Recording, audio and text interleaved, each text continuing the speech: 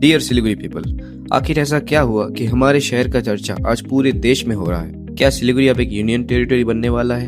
Welcome to Siliguri untold. Today we are uncovering why Siliguri has become India's strategic lifeline. Partition के बाद जब east Pakistan अलग हुआ तब सिलीगुड़ी सडनली बहुत इंपॉर्टेंट बन गया था, क्योंकि सिर्फ 22 किलोमीटर वाइड ये कॉरिडोर, जिसे चिकन स्नेक भी कहा जाता है, पूरे नॉर्थ ईस्ट इंडिया को मेनलैंड इंडिया से जोड़ता है। मतलब अगर कभी वॉर या फिर मेजर कॉन्फ्लिक्ट में ये कॉरिडोर ब्लॉक होता है तो पूरे north east India temporarily mainland से कट ऑफ भी हो सकता है। और इसी वजह से मिलिट्री एक्सपर्ट सिलीगुड़ी को इंडिया का मोस्ट सेंसिटिव चेक पॉइंट भी कहते हैं। But the real story begins on 19 मई 2026 जब वेस्ट बंगाल गवर्नमेंट ने सिलीगुड़ी का 120 एकड़ जमीन सेंट्रल गवर्नमेंट को हैंड ओवर करने का डिसीजन लिया। और तभी से पूरे देश की नजर सिलीगुड़ी पर है, क्योंकि ये सिर्फ लैंड ट्रांसफर नहीं था, ये इंडिया के सबसे सेंसिटिव स्ट्रेटेजिक जोन को और ज्यादा सिक्योर बनाने का एक बड़ा इनिशिएटिव था। अब सवाल ये है कि इस 120 एकड़ लैंड का आखिर होगा क्या? रिपोर्ट्स के मुताबिक यह मैसिव इंफ्रास्ट्रक्चर प्रोजेक्ट आ सकता है, जैसे underline railways from 3 mile to Rangapani and then onwards to